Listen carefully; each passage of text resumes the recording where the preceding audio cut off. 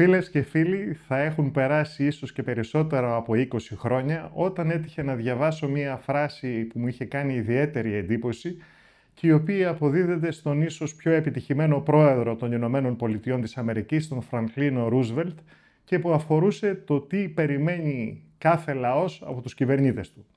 Έλεγε λοιπόν ο Ρούσβελτ ότι απλά είναι τα πράγματα που περιμένουν οι πολίτες από εμάς. Αξιοπρεπή εργασία για όποιον την χρειάζεται, κοινωνική πρόνοια και νοσοκομιακή περίθαλψη για όποιον πρέπει να γιατρευτεί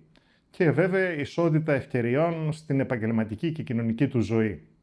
Τα θυμήθηκα όλα αυτά όταν πριν από λίγες μέρες έτυχε να διαβάσω στο Facebook μια ανάρτηση του Υπουργού Υγείας του κυρίου Άδωνη Γεωργιάδη, ο οποίος έλεγε ότι μέσα στο 2026, τη φετινή χρονιά, θα παραδώσουμε στους Έλληνες πολίτες ίσως το καλύτερο ΕΣΥ όλων των εποχών, και από την άλλη μεριά, έχοντας πολύ πρόσφατη μια δύσκολη νοσοκομιακή εμπειρία, πριν από λίγες μέρες μου ήρθε ένα σχετικό μήνυμα στο κινητό μου τηλέφωνο που έλεγε ότι παρακαλούμε να αξιολογήσετε την εμπειρία που είχατε από το Εθνικό Σύστημα Υγείας. Να σας πω λοιπόν λίγο τα πράγματα με τη σειρά. Πριν από περίπου 20 μέρες, ανήμερα Κωνσταντίνου και Ελένης, 21η Μαΐου, χρειάστηκε να κάνω στο Σισμανόγλιο νοσοκομείο, στη δεύτερη χειρουργική κλινική, μια ταυτόχρονη διπλή επέμβαση στο στομάχι. Να αφαιρεθεί μια κοιλιοκύλη που υπήρχε, να αφαιρεθεί η χολή και ταυτόχρονα μετά, με ανοιχτή επέμβαση, όχι με λαπαροσκοπική, να έμπαινε και ένα προστατευτικό πλέγμα ώστε να μην επανέλθει η κοιλιοκύλη. Είχα εμπιστοσύνη τόσο στον χειρουργό, στον εξαιρετικό χειρουργό τον κύριο Ανδρέα Τέλο, ο οποίος με οδήγησε στο Σισμανόγλιο νοσοκομείο,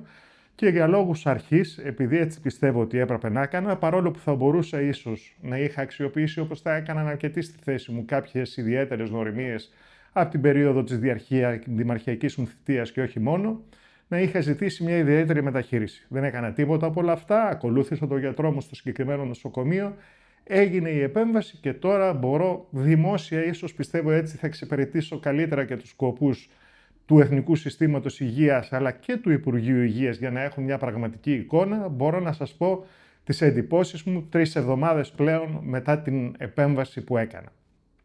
Πρέπει να σας πω λοιπόν ότι ως Έλληνας πολίτης και εγώ, και βλέπω ότι το ίδιο έχουν κάνει και πάρα πολλοί άλλοι Έλληνες πολίτες που έχουν βρεθεί στη θέση μου, δεν έχω παρά μόνο πάρα πολύ καλά λόγια να πω για τους γιατρούς και τους νοσηλευτές. Όχι μόνο για τους γιατρούς και το ιατρικό team που έκανε τη χειρουργική επέμβαση, το οποίο όπως αποδεικνύεται από τη μετεχειρητική πορεία έκανε μια τέλεια δουλειά και έχω γρήγορη ίαση, όσο και για τους νοσηλευτές και τις νοσηλεύτριες, οι οποίοι σε αντίξωες συνθήκες και έχοντας να κάνουν με ασθενείς μεσογειακού ταπεραμέντου και χαρακτήρα όπως είμαστε εμείς οι Έλληνες, και οι οποίοι δεν είμαστε οι καλύτεροι ασθενείς όταν υπάρχει έντονος πόνος ή προβλήματα κακουχίας, κάνουν εξαιρετικά το καθήκον τους. Και πρέπει να πούμε ότι το κάνουν αυτό το καθήκον τους σε δυσμενείς συνθήκες λειτουργίας, χωρίς να έχουν τα αναλώσιμα τα οποία χρειάζονται πάρα πολλές φορές, θα τα πούμε αυτά, αλλά και με κάποιους μισθούς οι οποίοι είναι τελείως αναντίστοιχοι με τις θετικές προσφορές στον τομέα της δημόσιας υγείας που έχουν τόσο οι γιατροί, όσο και οι νοσηλευτές γενικότερα, αλλά και εδώ της δεύτερης χειρουργικής κλινικής του νοσοκομείου Σισμανόγλιου, τους οποίους θέλω για μια ακόμη φορά να ευχαριστήσω. Και να θυμίσω εδώ ότι οι ειδικευόμενοι γιατροί, οι οποίοι ήταν εκεί οποτεδήποτε τους χρειαζόμουν ή οποτεδήποτε έπρεπε να έρθουν μέρα νύχτα, αμείβονται μόλις με 1.250 ευρώ καθαρά το μήνα, οι δε νοσηλευτές και νοσηλεύτριες μόλις με 900 ευρώ καθαρά το μήνα. Στους δε νοσηλευτές και στις νοσηλεύτριες πρέπει να πω ότι υπάρχει και ένα τεράστιο πρόβλημα υποστελέχωσης. Στη δεύτερη χειρουργική κλινική έπρεπε να είναι 8 τουλάχιστον για να μπορούν να παίρνουν όπως οι άλλοι άνθρωποι τα ρεπό, τις άδειες που υπάρχουν κλπ.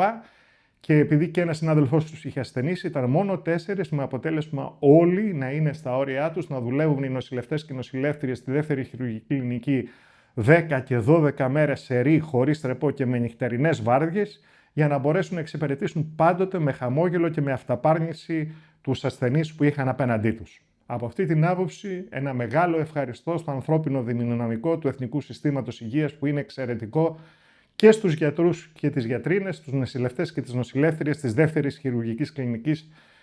του συγκεκριμένου νοσοκομείου, του Σισμανόγλου νοσοκομείου. Από εκεί και πέρα όμως αρχίζουν κάποια άλλα πράγματα που πρέπει επίσης να υποθούν.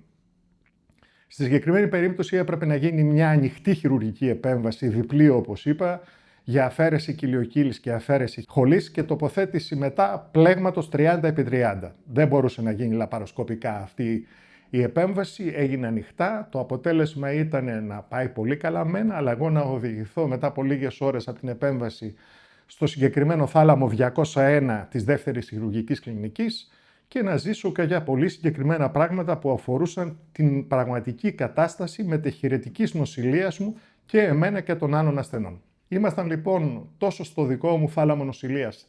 3 άτομα και στον απέναντι θάλαμο νοσηλείας που ήταν στα 5 μέτρα άλλα 3 άτομα. Πρώτον,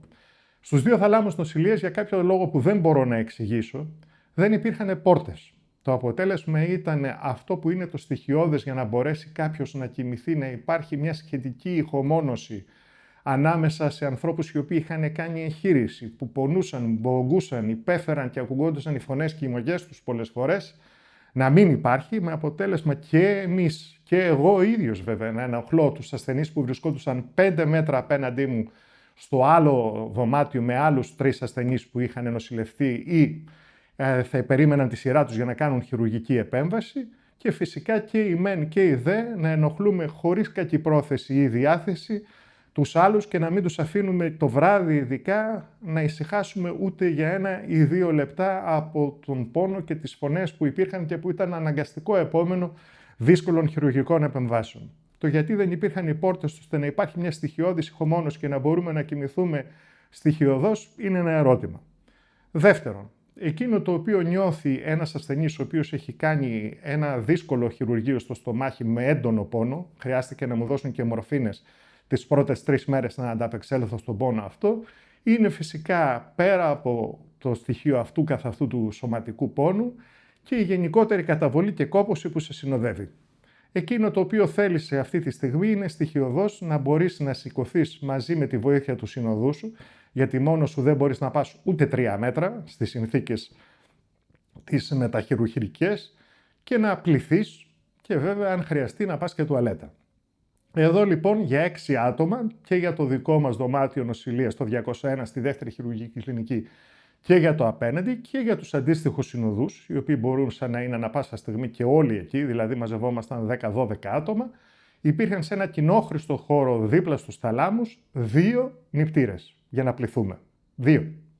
Με αποτέλεσμα πολλές φορές να υπάρχει ένας συνοστισμός και να μην μπορούμε καν γρήγορα να πληθούμε, αλλά να πρέπει να περιμένουμε κρατώντας στα χέρια μας ορούς, πεταλούδες, αντιβιώσεις και οτιδήποτε σχετικό, για να μπορέσουμε να ρίξουμε λίγο νερό στο πρόσωπό μας, να φρεσκαριστούμε και να αισθανθούμε λίγο καλύτερα. Από εκεί και πέρα υπήρχε το ακόμα χειρότερο. Ενώ δεν υπήρχαν παρά μόνο 2 νηπτήρες στο κοινόχρηστο χώρο ανάμεσα στα 2 δωμάτια για 12 άτομα, 6 ασθενείς και πιθανότατα 6 συνοδούς, υπήρχε το ζήτημα της τουαλέτας που θα έπρεπε να υπάρχει. Λοιπόν, την αναζήτησα με τα χειρουργικά και εκεί διαπίστωσε η σύζυγός μου που με συνόδευσε και τράβηξε και αυτή 3 μέρες ένα γολγοθά διαρκείας, όντας συνοδός μου 3 μερόνυχτα συνέχεια γιατί δεν μπορούσα διαφορετικά να κάνω τίποτα. Διαπιστώσαμε λοιπόν ότι οι μόνες τουαλέτες που υπήρχαν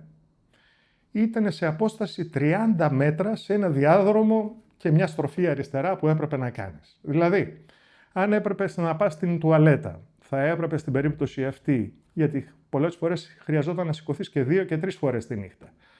να πάρεις και να ξυπνήσεις τον ταλέπορο το συνοδό σου, να πάρεις μαζί σου ορούς, αντιβιώσεις, πεταλούδες, ό,τι άλλο έχεις στα χέρια σου και σε συνθήκες σωματικής και ψυχικής διάλυσης, γιατί βέβαια πονάς πάρα πολύ μετά το χειρουργείο, η καταβολή των δυνάμεων είναι τεράστια, να διανύσεις 30 μέτρα, τόση ήταν η απόσταση, για να βρεθείς στις τουαλέτες. 30 μέτρα σε αυτές τις μετεχειρετικές συνθήκες, πρέπει να σας πω και μη σας φανεί παράξενο, ισοδυναμούν τουλάχιστον με 3 χιλιόμετρα όταν είσαι υγιής. Αυτή την αίσθηση είχες όταν έπρεπε να διανύσεις 30 μέτρα για να πας στην τουαλέτα και να γυρίσεις άλλα 30 μέτρα. Δεν μπορώ να καταλάβω γιατί δεν μπορούσαν να υπάρχουν τουλάχιστον 6 νηπτήρες, γιατί δεν μπορούσαν να υπάρχουν οι πόρτες και δεν μπορούσαν να υπάρχουν τουλάχιστον 2, όχι περισσότερες, μία ανδρική και μία γυναικεία τουαλέτα για 6 ασθενείς και για τους συνοδούς τους. αλλά έπρεπε να διανύσουμε 30 μέτρα για να πάμε και 30 μέτρα για να έρθουμε. Η εναλλακτική λύση στις απλές περιπτώσεις ήταν βέβαια η περίφημη πάπια. Όταν όμως χρειαζόταν να κάνεις κάτι περισσότερο, η μοναδική εναλλακτική λύση προκειμένου να μην βασανίζεις τον εαυτό σου 2 και 3 και 4 φορές μέσα στο 24ωρο ήταν το να βάλεις τα γνωστά ολόσωμα Pampers και να λειτουργήσεις μέσα σε τελείως αναξιοπρεπείς συνθήκες, ενοχλώντας όπως είναι και δημιουργώντας και ένα πολύ αρνητικό περιβάλλον και τους άλλους ασθενείς. Να πω επίσης ότι στο διάστημα των 4 ημερών που έμεινα εγώ εκεί, από Πέμπτη που έγινε το χειρουργείο μέχρι Κυριακή απόγευμα που βγήκα, δεν μας αλλάξανε ποτέ τα σεντόνια. Είχαμε ζητήσει, δεν έγινε αλλαγή, όχι προφανώς γιατί δεν υπήρχε διάθεση, προφανώς δεν υπήρχαν σεντόνια τις συγκεκριμένες ημέρες και δεν μας ειδοποίησαν από τη διοίκηση του νοσοκομείου ότι τουλάχιστον φέρτε σεντόνια για να μπορείτε να αλλάξετε για τους ανθρώπους σας. Και βέβαια ένας ασθενής, ο οποίος βρισκόταν στο διπλανό μου ακριβώς κρεβάτι, σε απόσταση 1 μέτρο, επειδή ήθελε να φύγει και ήταν αφόρητα εκνευρισμένος και έβγαλε βιαστικά την πενταλούδα, πλημμύρισε με αίμα όλο το κρεβάτι του και το αίμα αυτό γέμισε τα κλινοσκεπάσματα και το συγκεκριμένο κρεβάτι και παρέμεινε έτσι για ένα τουλάχιστον ολόκληρο 24ωρο. Αυτές είναι οι πραγματικές συνθήκες νοσηλείας, κύριε Γεωργιάδη, για τους απλούς πολίτες και είμαι βέβαιος ότι αυτά δεν τα έχετε ζήσει, δεν τα γνωρίζετε, γιατί είμαι βέβαιος ότι όταν νοσηλεύεστε είτε εσείς, είτε οι δικοί σας άνθρωποι, είτε άλλοι κυβερνητικοί αξιωματούχοι, φροντίζετε βέβαια να πάτε σε σουίτες, μονόκλινες, όπου υπάρχουν τα δωμάτια που έχουν μέσα και το μπάνιο και την τουαλέτα και κανέναν άλλον να μην ενοχλεί. Εδώ λοιπόν υπάρχουν συνθήκες που τις έζησα και που αν δεν υπήρχε η φοβερή φροντίδα των γιατρών και των νοσηλευτών, θα ήταν συνθήκες που θα σε ανάγκαζαν να νιώσεις, και ένιωσα αρκετές φορές, ως πολίτης αναξιοπρεπής και ως πολίτης που ζει σε μια χώρα όπου οι νοσοκομιακές υποδομές είναι τουλάχιστον όπως συνηθίζουμε να λέμε τριτοκοσμικές και αντιστοιχούν στην Ελλάδα ενδεχομένως της δεκαετίας του 60 ή του 70, αλλά όχι του 2025. Να πω, κύριε Γεωργιάδη, ότι από τα χρήματα του Ταμείου Ανάκαμψης είχατε τη δυνατότητα να εξοικονομήσετε μεγαλύτερο ποσό από το 1,5 δις που εξοικονομήσατε για την υγεία, όταν δώσατε, για παράδειγμα, αν δεν κάνω λάθος, για την λεγόμενη πράσινη μετάβαση περίπου 11 δισεκατομμύρια